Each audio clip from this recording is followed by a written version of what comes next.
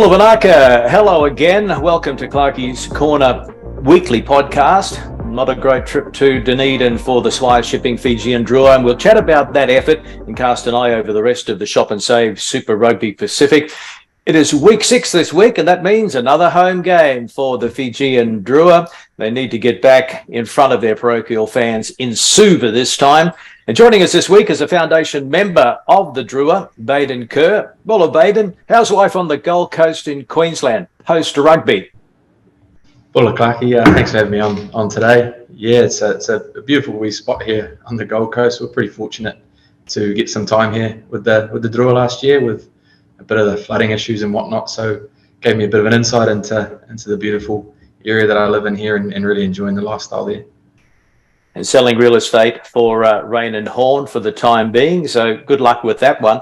And also joining us this week is Alipate Narawa, and he is from Fiji Village. And I want to know, how's business? How's Fiji Village? And how are you enjoying the rugby season so far, Alipate?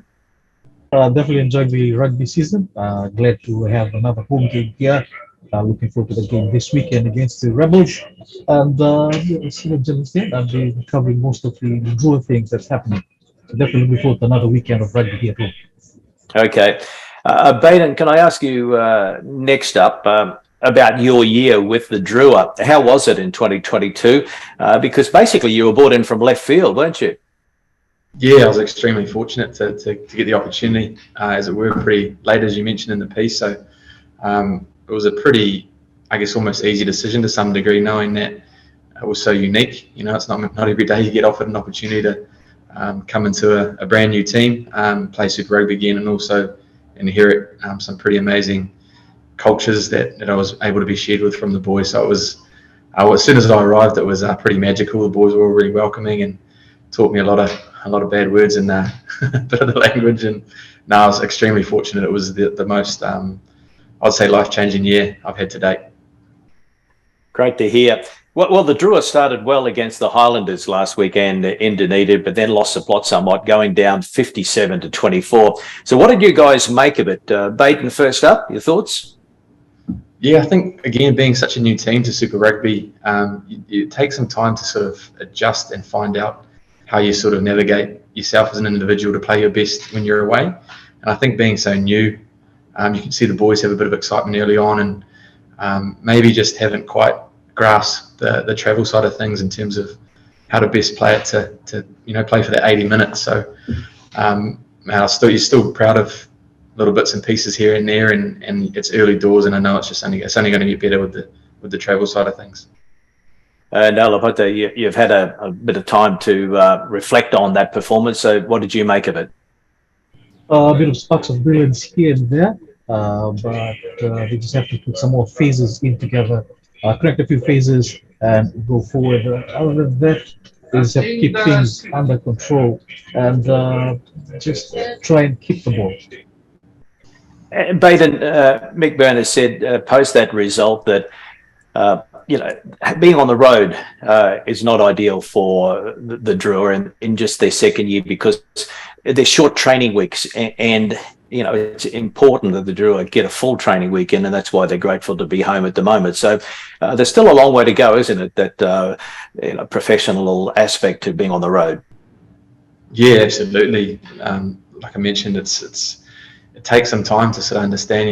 You may want to get to a new city or a new place, and you want to explore. You may want to have a coffee. You want to get out and about, and you sort of need to find your feet in terms of times where you just need to have some time at the hotel, chill, relax, recover from the travel.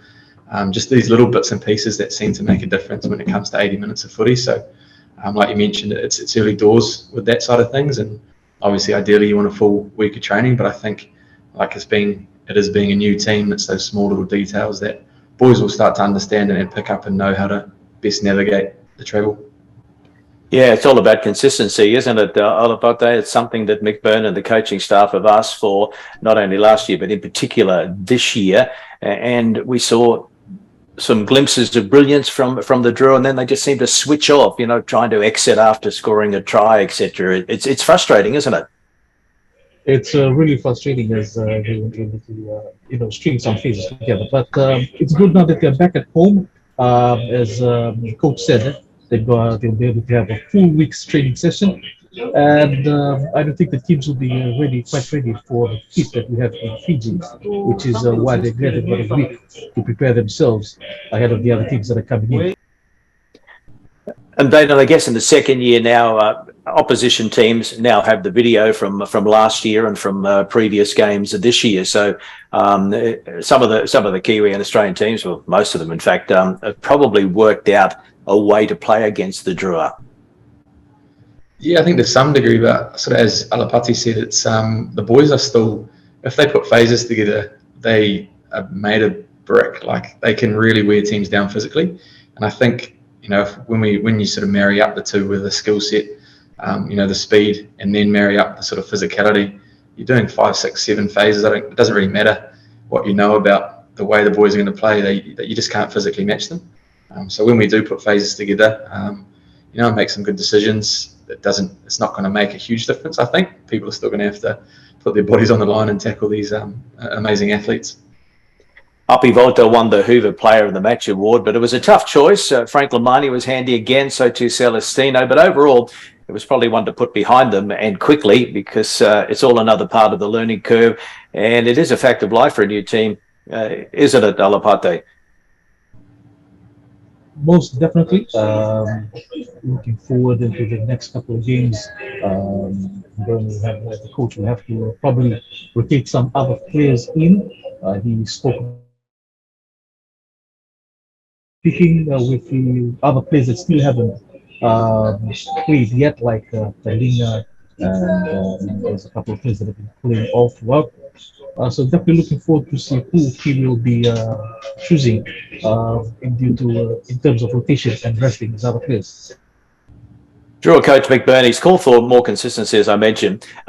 They were 2 from 4 going into Dunedin, into the clash against the Highlanders. Now they've lost 2 on the trot, both away from home. So is it time to panic, Baden? No, absolutely not. As we've sort of seen against the Crusaders, Fiji is an amazing place to play and incredibly tough for a touring team. And I think the Crusaders found that out pretty in a pretty tough manner. And the boys are training in that most of the time. So they've adapted and aware and know the sort of conditions that a hot, muggy, potentially wet game can have on a game. And there's plenty more home games to come. So those home games are sort of on my calendar in terms of making sure whatever I'm doing, I'm making sure I can watch those, because we're gonna continue to shock teams. Alipate, what's the vibe that you're feeling around the islands of Fiji about the Drua after the first 5 weeks? Are people panicking, or is 2 from 5 a pass mark? 2 from 5 is definitely a pass mark, but with more home games coming in and with the 16th man factor, with the home crowd, definitely looking to fill up the stadium and cheer their boys on. But round 6 now, still have time to improve.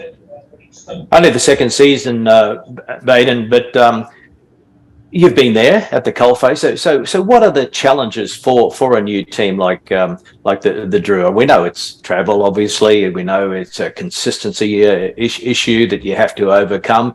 Are there any other issues behind the scenes that we're not aware of?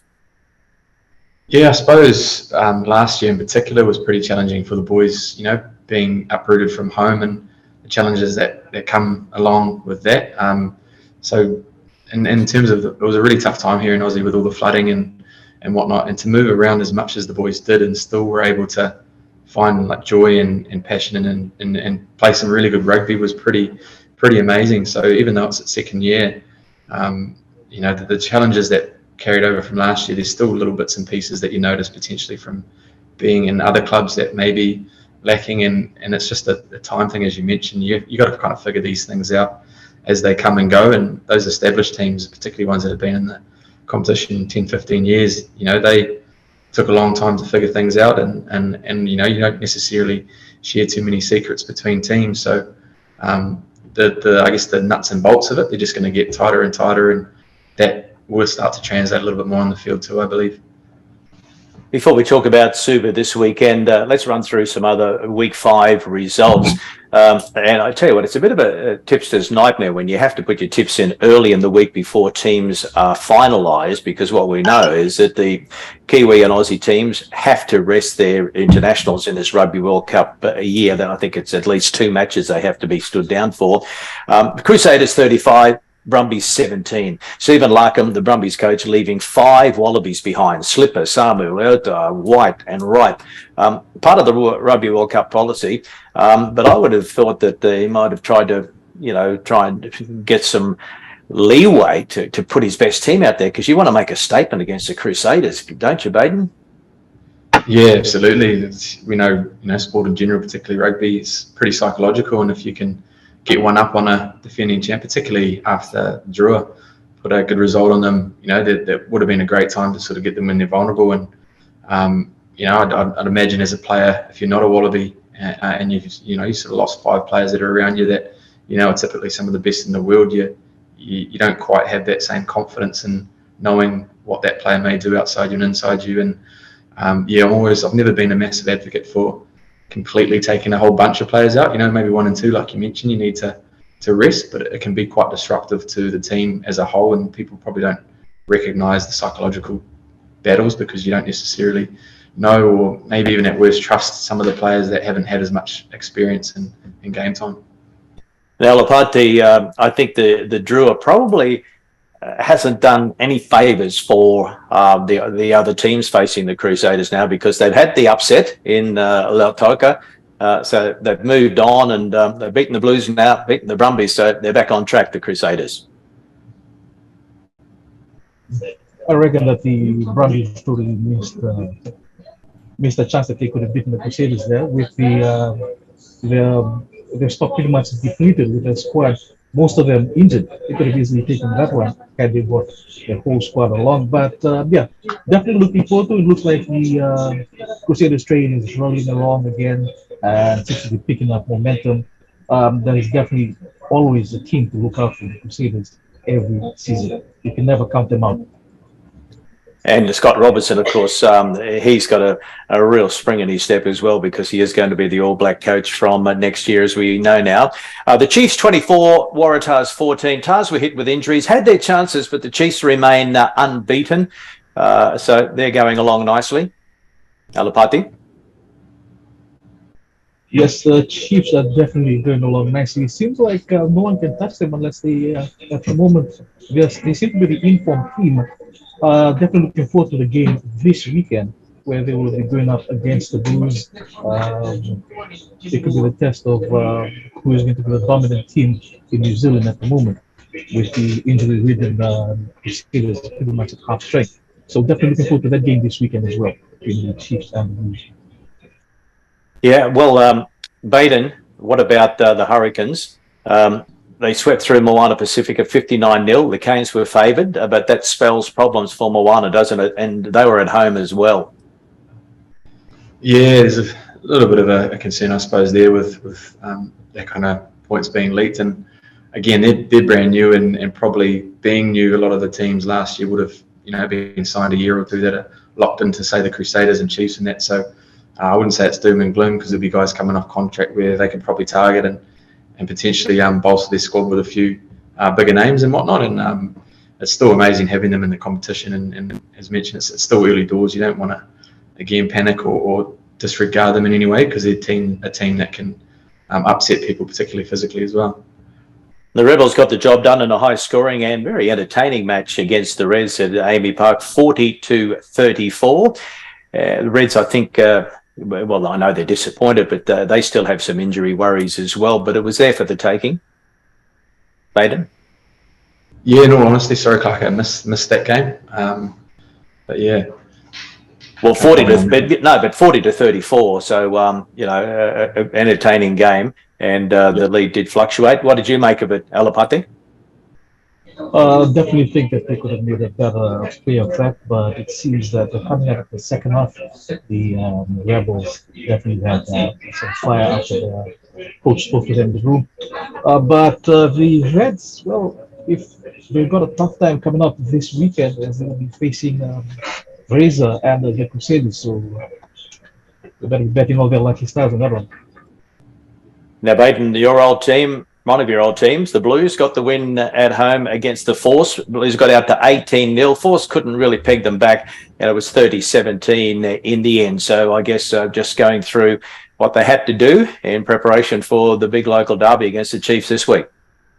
Yeah, it was fairly impressive considering the depth that they showed on the weekend. They've obviously got a really good culture there to have guys come in and just play the way they did and get a result. So it's pretty. To be honest, this is the first season of Super I've really loved watching from all the countries, and it's really impressive, some of the results, and the Blues are looking strong as ever. But again, they've got, like you mentioned, the Hurricanes can never obviously write the Crusaders off. They're gonna be in the mix, and the Chiefs to me they're probably the team in NZ that are gonna, I reckon, shock the most people and potentially be at the top of the leaderboard at the end. Okay, you heard it here first. Okay, that was week 5. What about Super W? The Reds over the Rebels 40-0.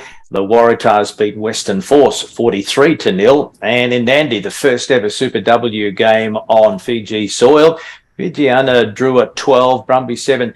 Alipate, it wasn't a great spectacle because it was very hot, 1:30 kickoff local time.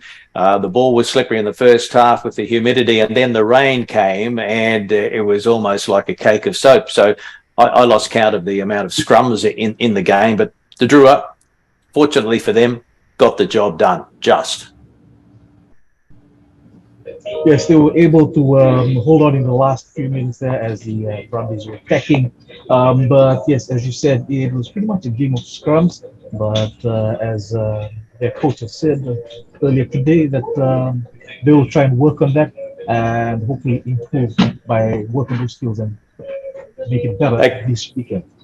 Yeah, well, week 2 in Super W. Friday, it's the Reds taking on the Force. And on Saturday, Drua fans are counting down to Suva.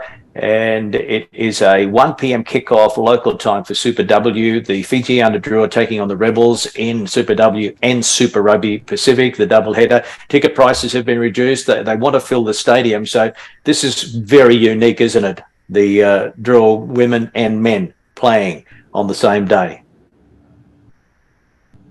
It's definitely something that has never happened before, so we'll definitely see the stadium will be filled up with people.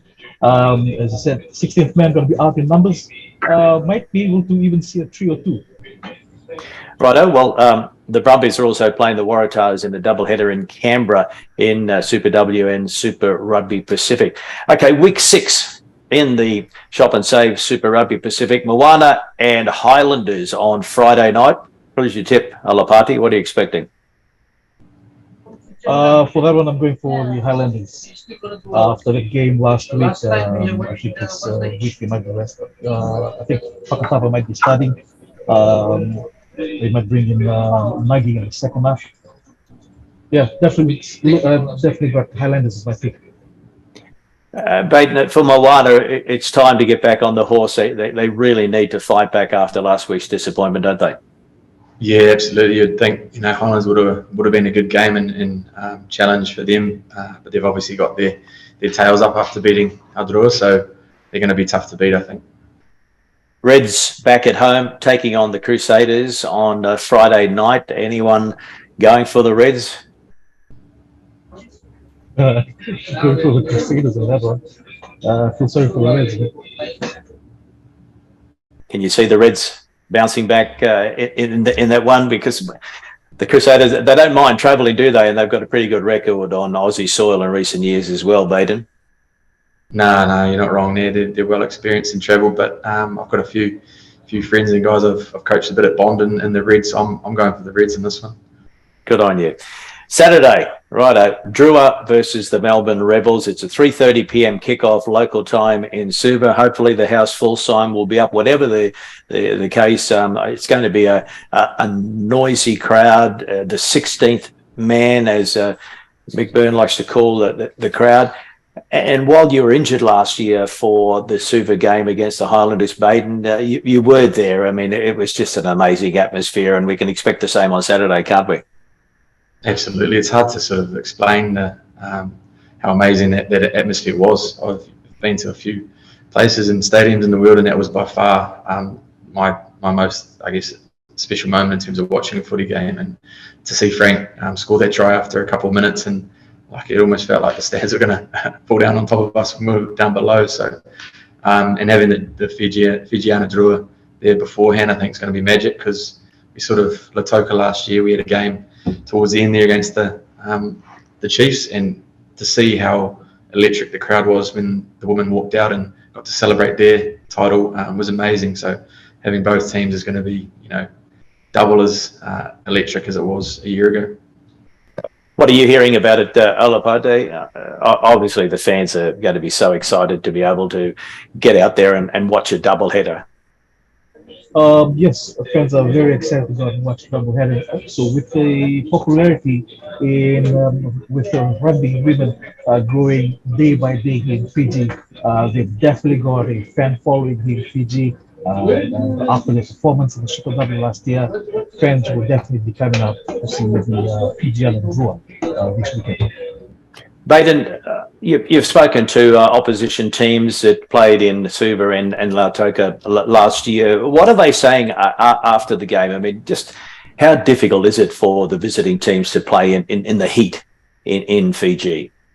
Yeah, I remember last year the massage therapists we were based in Aussie, following the last game in Suva, and Aaron Smith was chatting to one of the massage therapists that he got her to come to their hotel 5 days in a row because he was so banged up from that game. And a lot of the boys, when we played the Chiefs too afterwards, we were fortunate enough, it was the last game, to have a few drinks with them. And they were stunned at how difficult the conditions were, but also just how physically demanding the game was, both through heat and the heat the boys put on them in terms of the physicality. So boys feel it, and it's just magic to have these guys sort of be able to show the world what they can do.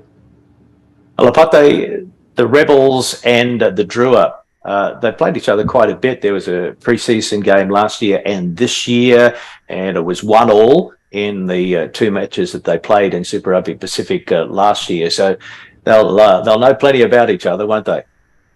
Yes, definitely. With the team that from Drua has played the most, most probably know a lot more about each other. But the team that came out earlier in the preseason didn't bring the whole squad down. But I think the boys are ready to welcome them back.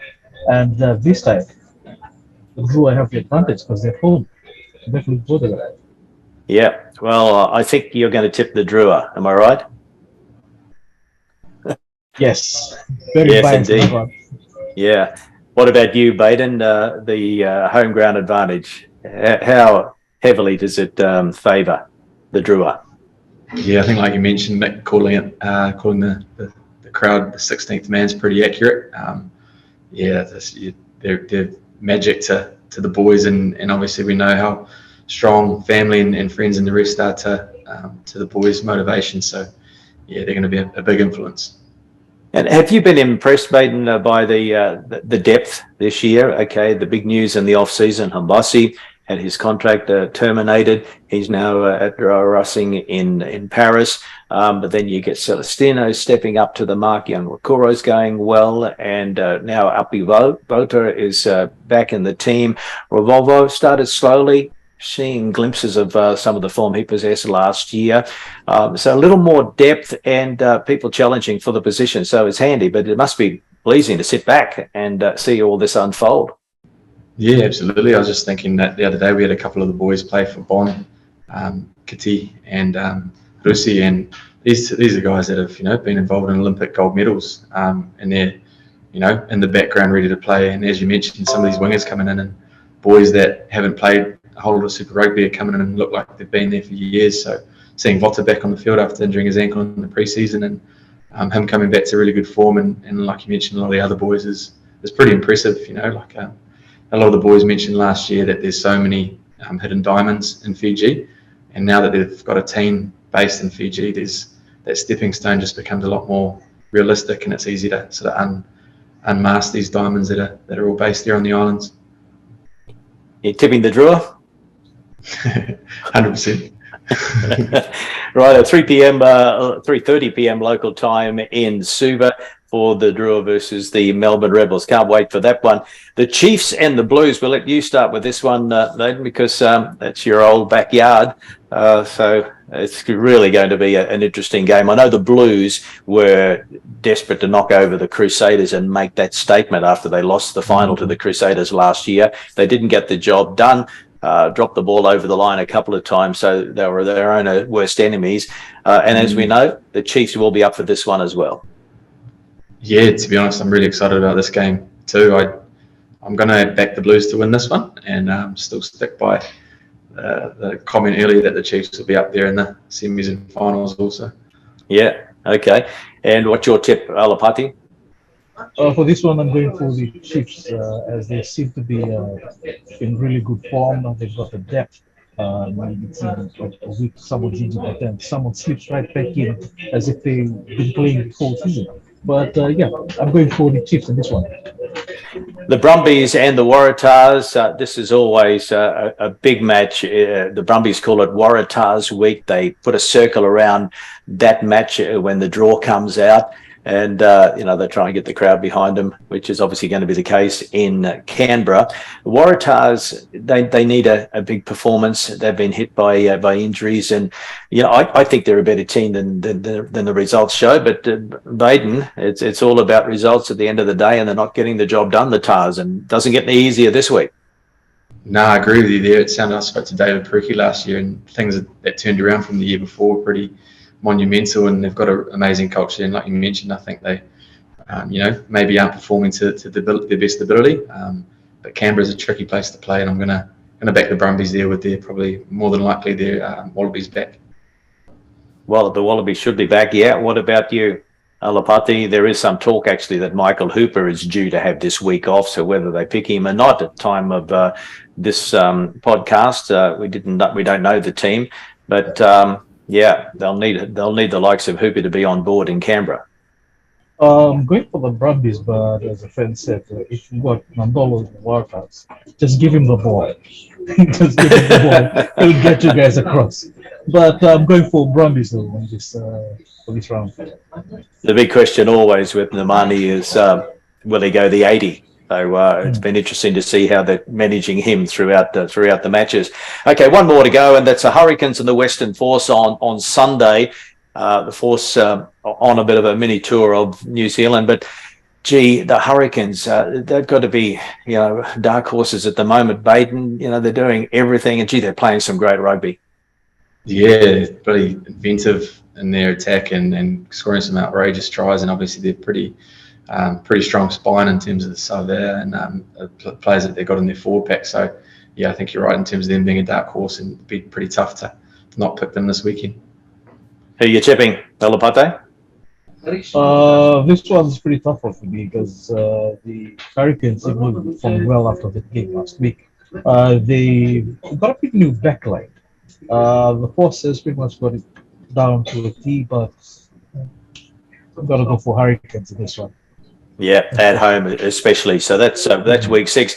Alipate, the Hong Kong Sevens this weekend, Fiji Sevens, they're under some pressure. They need to win a title badly because, they haven't been playing to expectations, have they? At the moment, they've been going through some rebuilding process, according to the coach. But yeah, definitely to win the title. We've got a pretty tough pool. We've got Samoa, we've got Argentina. Just have to go take it game by game and try and make our way out of the pool first before we talk about the finals. Are you happy to be patient? Are the Fiji fans happy to be patient with Coach Ben Gollings and this rebuilding? Because you're so used to the boys being there or thereabouts at the top all the way through. Generally, no one's happy. Everyone's pretty pissed off, but because we also used to winning, but then as Wood said, the building phase, have to take some losses, but looking towards the future. So that's what we're looking forward to. Yeah, okay. Hong Kong Sevens, a lot of excitement there, and the Fijiana women playing as well. Well, Baden, thanks very much for your time. You've mentioned Bond University throughout the podcast. It's a club that plays in the Brisbane competition. They knocked over the defending champs West in round one last week with the help of a couple of the Fiji draw boys. And you're helping out, which is great news. Do you see that as a future for you? Yeah, I've just been more or less doing the kicking side of things. So I quite enjoy that specialist side of the coaching, and there's a great group of boys there, and that pretty receptive to the learning side of things. So it's definitely something I'd like to pursue a bit further, and get around that kicking avenue. Okay, well, best of luck with that one. That's it for this week. I look forward to seeing everyone in Suva Saturday afternoon for the Drua double header. If you can't be there, you can join Sam Wykes, Kara Karoy and myself for the commentary. Thanks very much, Baden. Go out and sell some of those real estate properties for Rain and Horn. Good luck with Bond University. Thanks for joining us. Thanks, Clarkie. Appreciate you having me. And also, Alipate, thank you for your time. We look forward to your coverage, all the team from Fiji Village. And will you be there on Saturday? I'll try my best to do that. I'll be there. Definitely don't want to miss a home game. Yeah, indeed. So we'll see you on Saturday. Thanks for watching, everybody. Thanks for listening to those of you who might be driving around somewhere on the bus, on the train or wherever. And we'll be back next week as well to review the first 6 weeks of the season for the Drua. They'll be heading into a bye, so it'll be a good time just to sort of get some stats together and see where the boys are at. But that's it for now. We'll see you later. Malde.